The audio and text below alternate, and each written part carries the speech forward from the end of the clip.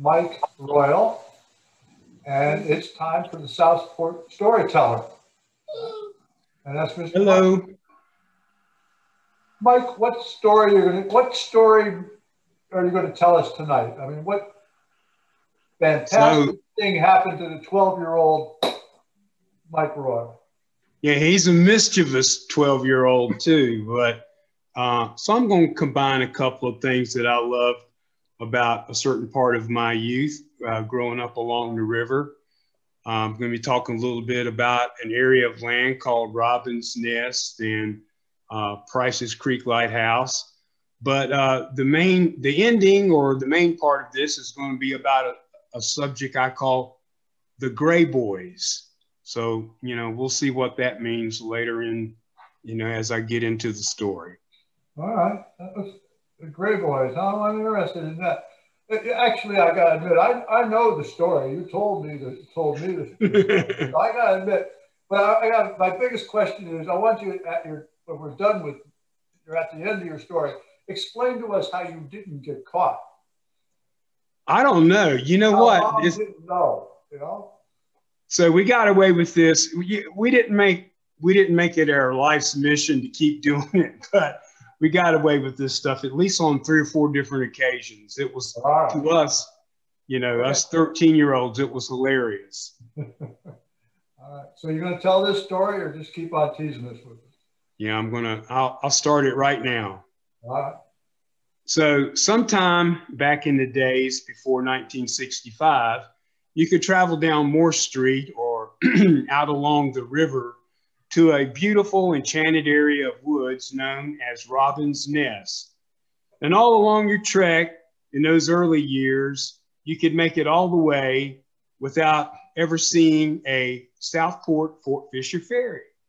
And this is because in those days, the Southport Fort Fisher ferry had not been established and its facilities and docks were yet to be built.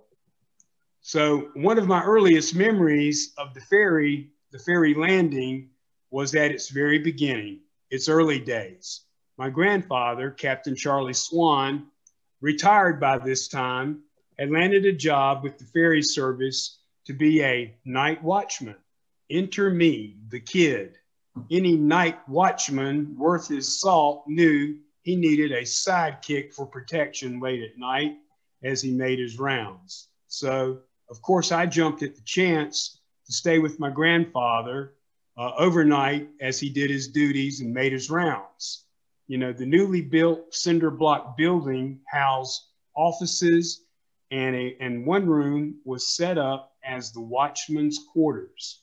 It contained a couple of old Army-style bunks for the overnight stay, a place for slumber between patrols. I enjoyed these moments I spent with my grandfather, and I accompanied him on his patrols on several occasions during the years that he was their night watchman. And there was really not too many things of excitement, but I do remember some people driving up to the gates trying to get in and him having to go out and check and, make sure everything was secure and tell them they could not enter. I mentioned Robin's Nest as I began the story. It's the land that abutted Price's Creek, which is also what we now know as the ferry landing. This area of land was owned by the Harrelson family and had to be one of the most natural and beautiful locations in the Southport area. Whether you approached it from the riverside, witnessing the high bluffs with its mature oaks, or you approached it from the Moore Street entrances, it was one beautiful place. Robin's Nest was known to let local clubs like the Boy Scouts utilize the land for outings and jamborees. On one of my own scouting trips into Robin's Nest with the local scout troop 238, led by Billy Smith, we got to travel out and do a day camp along the high bluffs that overlooked the river. This location was off of an old, overgrown dirt road, which eventually, if you followed it far enough, led to the Price's Creek Lighthouse. On this particular trek, down the old road, one of the boys suddenly noticed in a tree that leaned over the road a bobcat just sitting there directly above our heads. He was just watching us as we passed underneath. And I can recall thinking, man, what a sight, a bobcat, wild and free in nature. Robin's Nest was well known for its wildlife, and the bobcats in particular. It had a reputation for you could find bobcats out there, and they were right plentiful. We continued our hike down to the remains of the old Prices Creek Lighthouse, where a brief history was taught to us by our scoutmaster. The lighthouse was beginning to crumble, and many bricks were falling away. Even as kids, we sensed the historical significance and the concern that this could one day disappear, as did its own keeper cottage, which sat right beside it for many years until destroyed by time and storms. Luckily, this old lighthouse got some restoration in later years, and all those fallen bricks, imported from Britain in 1850, I might add, were replaced. And I kind of wanted to mention right there, it really had a big old hole knocked out of the side of it. And it took quite a bit of restoration to get that restored to some degree of what it appeared to be from its days of operation. And I think they did a real good job with that, considering how big the hole had gotten that I recall, from being a 11 or 12-year-old kid. To this day, the lighthouse can still be seen by travelers making the Southport Fort Fisher passage. The Southport Fort Fisher ferry, although very popular and widely known now, had a struggling beginning, with funding probably being its main concern. Sure. I can remember some discussions of terminating its service. Fortunately, that never happened. And today, it's even hard to imagine that it almost didn't make it. It remains a wonderful part of Southport and Southport's history as a coastal community. The perfect gateway into a little seaside village with all its shops, attractions, and friendly people.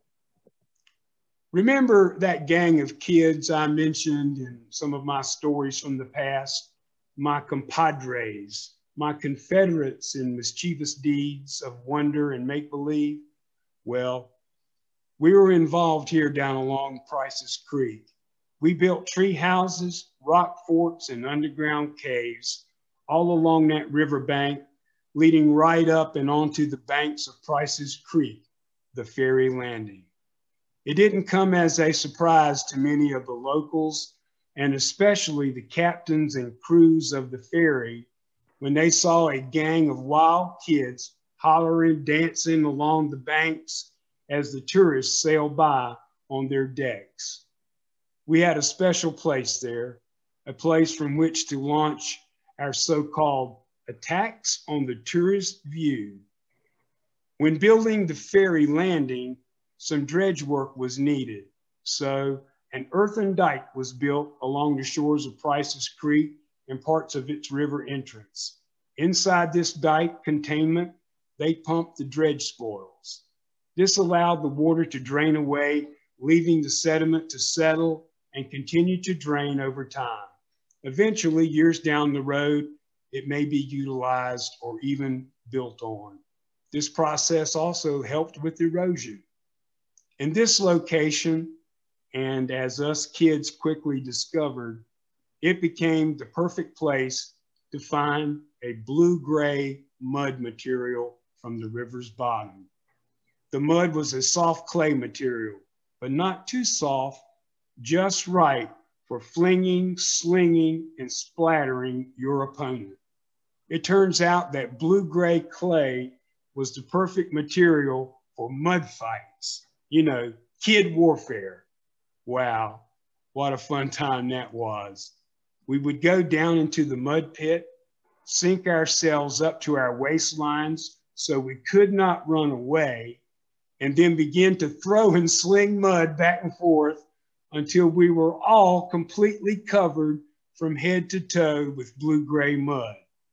By the way, we weren't about to spend all day with this mud stuck to our clothing, so this was a skinny dipping mud battle.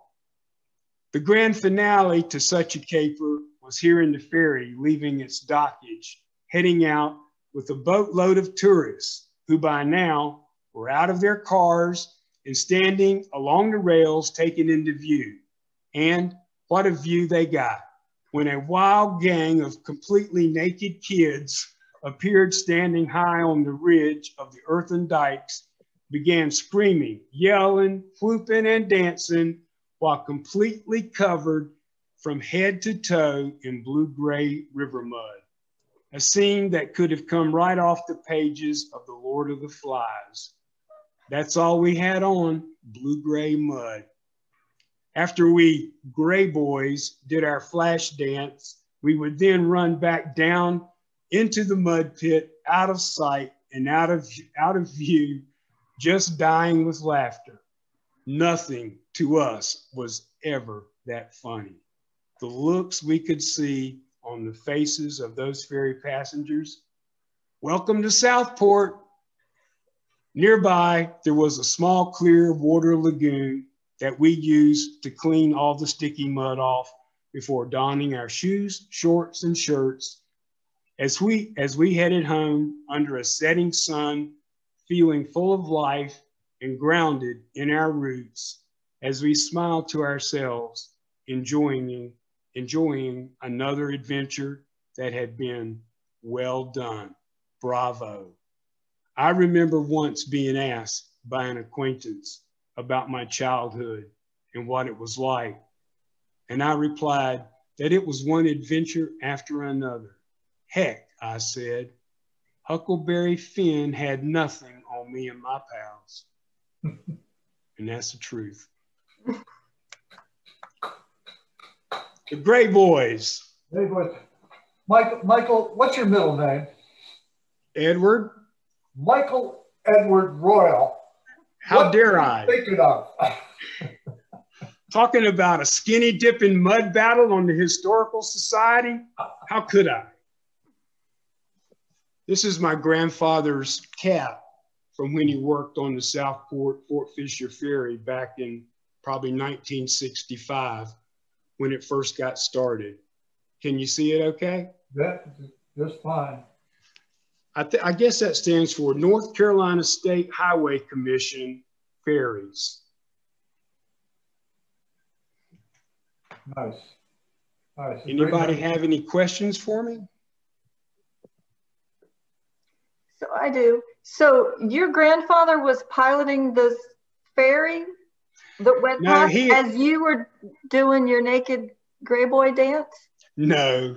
Oh. It was my grandfather had retired by then, but he did have the credentials that he could have piloted the ferry. He had those type of licenses, but he was not. He was retired. He was just a night watchman by then. Oh, okay. The timing. I got a little confused. I don't remember. Maybe it was Harry Sell or somebody. I'm not sure who was the captain during my escapades with me and all my buddies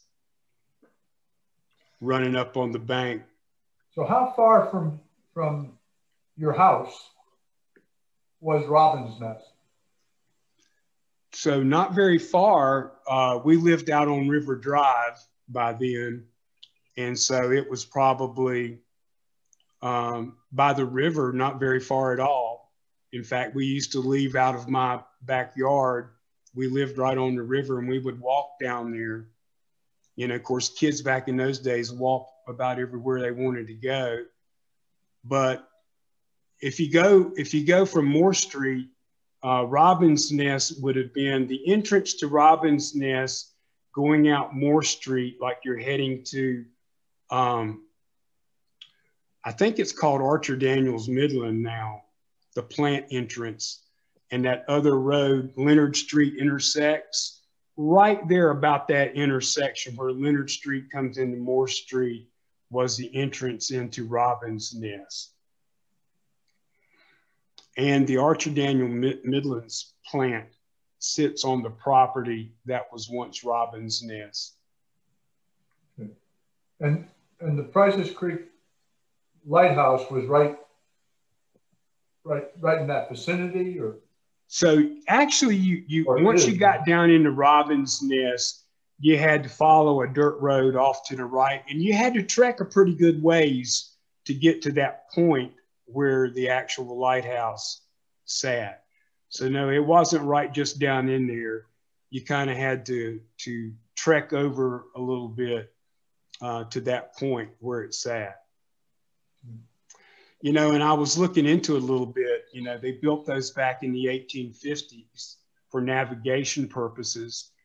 And that particular light, the Prices Creek light and others like it, they would build a short one, a short light, and then some distance behind it, a tall light. And that's how the captains would line up those lights, the short one and the tall one, one on top of the other. And that's how they used them for navigation. And the tall one, in this particular case at Prices Creek, was built onto and part of the keeper's cottage, which has disappeared over time due to storms and typical decay. So was the Robin's Nest, the house and everything, was that part of the purchase by Pfizer at that time? Yeah, it was. Okay. I tell you that, that was to me, still looking down over that high bluff down onto the river. That's beautiful. Even I used to work for Pfizer, which became Archer Daniels Midland, and I can remember still going down there to the bluffs, and it's just a beautiful area, very beautiful. Bob, I've got some Facebook comments. Do you want me to read them, or do you have them? Go ahead. Okay. So Stephen Todd Holt said, Chronicles of Indiana Jones exclusive. Yeah. And then Janet Zuricki says, LOL, love this story. I played Tarzan in my childhood. Another story for another time.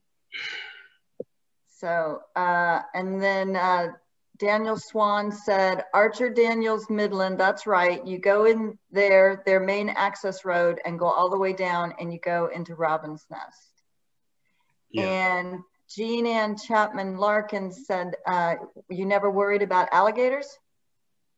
Well, that's actually a good question, because the ferry had an alligator that showed up down there for years and stayed down there. And that, I think they even nicknamed the alligator Charlie. Okay. But this area where we did what we were doing, there was not an alligator at that time, but that's a good point. It was certainly something we should have been looking out for. And then Janet Zurke says, I live in the landing and see the Prices Creek light when I go on the Fort Fisher ferry. That's so cool. And Tom Potter says, great job, Mike. Thank you, Tom. All right, that's all I got right now. Okay. Well, we did a lot of this type of stuff. And I can even remember, so probably around 1968, Southport High School, I was in junior high. So the ferry had only been in operation by then about 3 years. And our teachers took us on a field trip on the ferry over to visit Fort Fisher, the historical old Fort Fisher. And one of the most unique things I remember, we all stopped and got out of the bus and had a chance to walk down a dirt road to the beach. And we met the Fort Fisher Hermit. I'll never forget it. It's such a special occasion. The Fort Fisher Hermit, they've written a lot of stories about him, and a lot of books have been written about him. He took over an abandoned World War II bunker that had been built, a big old concrete bunker. And when we walked up that day, I'll never forget walking over to the bunker. In front of the bunker he had set out a frying pan that was not, it was not on the fire, on the coals. It was sitting to the side. And in it, people had dropped in dollars, quarters, people had donated money, and he collected money that way. And I remember also looking, so this concrete bunker, it had an opening, but it didn't have a door to secure. And through his beach combing and beach scavenging trips, he had collected wooden planks and he leaned them in front of his door in a teepee style. And, you know, if you were walking by, it looked like it was enclosed, like you couldn't tell there was a door there, but he could maneuver around behind that wood and get in, and that's where he lived, inside the bunker. He lived off the land. He caught crabs, fish, and, you know, and plus with the donations, he would get some supplies that way. And I remember on this day, he was not there at first. And then we looked out across some of the marsh grass, and he's not coming from the beach. He's coming from kind of a marshy area. And he comes walking up, and he had taken what appeared to be an old army blanket and had draped it, cut out a place for his head to go through, and had draped it over himself like a poncho, and had an old rope that tied it around his waist. He was wearing old boots that were appropriate for bogging around in the mud. And he was wearing a straw hat to keep the sun off of him. And the straw hat looked like he might have made it himself, you know. And he was carrying a long stick, you know, to help him trek through the marsh. And so and that ties in with the story because we took the Southport Fort Fisher ferry over to have that adventure. What happened to the Fort Fisher hermit? I hate to say this, but the reality is the fella got murdered one night down there. And it was a big to-do because people loved the fella, loved him. And I think I have not looked it up in a long time, but they can tell you who he was. He was identified, what his family connections are. And I'm not sure if they ever caught the person, you know, that harmed him, that murdered him. I'm not sure if that person was ever caught. Had y'all ever heard of the Fort Fisher hermit? Yeah. You had? Actually, it was a couple of years ago at the Brunswick County Little Theater. Did a play based on the Fort Fisher era. Oh, that's great. I enjoyed it, and the mystery of his death was part of that play as well. The mystery as to who done it. Right. Yeah, that was a kind of a unique experience for me. It sticks out in my mind, and that's another reason I wanted to share it with everybody. And there was a lot of us junior high kids from Southport High School on that field trip. So a lot of my contemporaries have that same memory. We have a couple more comments from Facebook. Janet Zaricki says, "Thank you, Mike. Love your stories of when you were young." And then separately, she says, "Yes, I've heard of the hermit." And Michelle Gaskell Russell says, "Thanks, Mike. We had a great life growing up. So much has changed now. Love you." Yeah. We still have our memories, and, you know, memories are history, right? You know, it's just that memories get recorded and they become history. Robert Palmeter says, "I remember the hermit exactly as you described him, right down to the frying pan. His name was Robert Harrell, I think." Ah, great. Thank you. It's nice when people pitch in and put those things in. So encourage folks to do that. Even the folks on Zoom who can That's right. It's part of the presentation. It's just great. Yep. Okay. Any other questions for Mike? Mike, any other comments? Because I'm going to ask. Thanks. It was another enjoyable talk and question and answer period. I'm going to ask Liz to give us kind of the roundup of upcoming programs of the Society. Okay. Okay. Hopefully I can remember. Tomorrow is I'll be doing a presentation at 1 o'clock on the Wilmington Massacre of 1898. So that's tomorrow.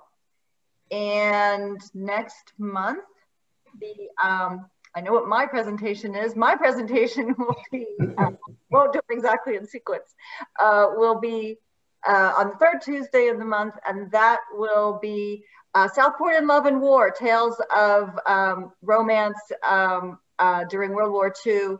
So and some of the men and the women in the military.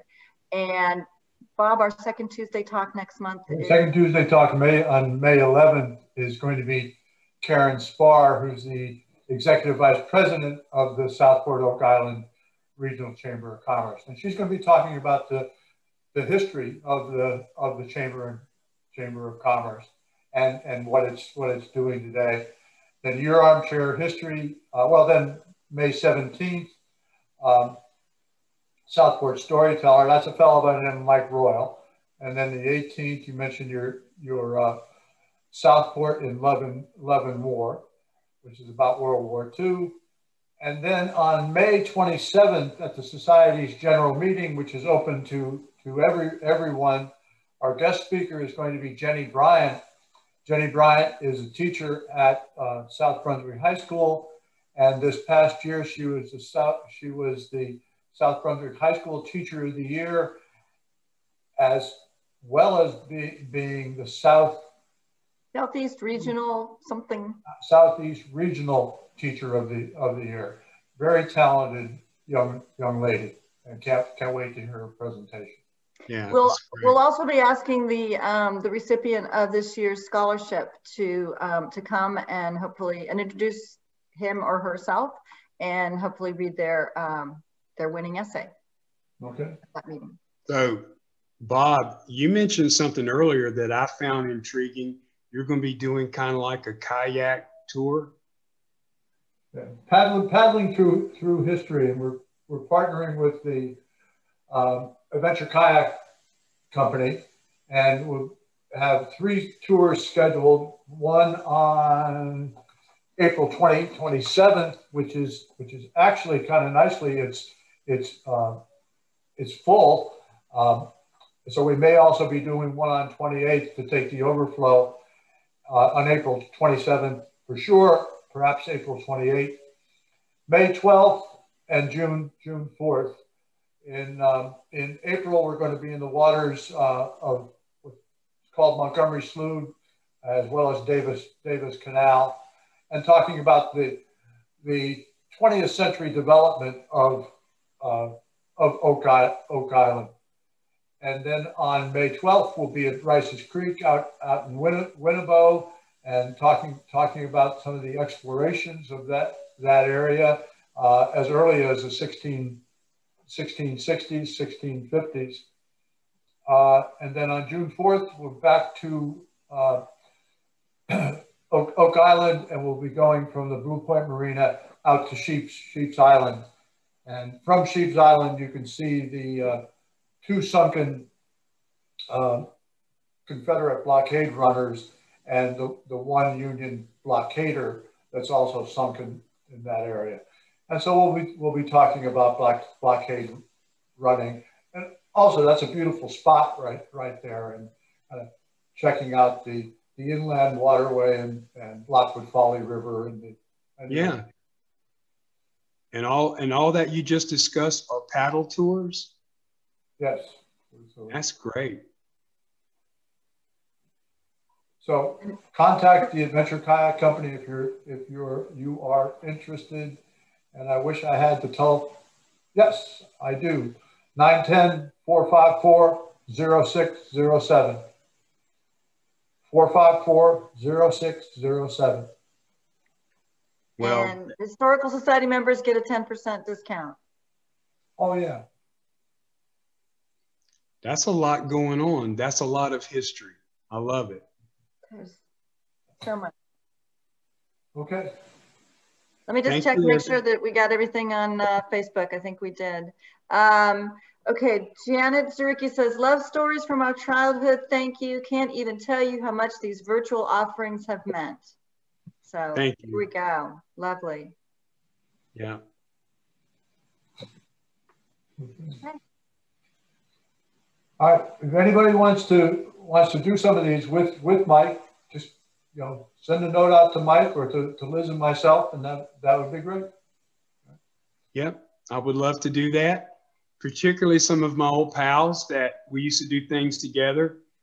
There's probably a lot of things we did that I didn't even think of that, we can talk it out.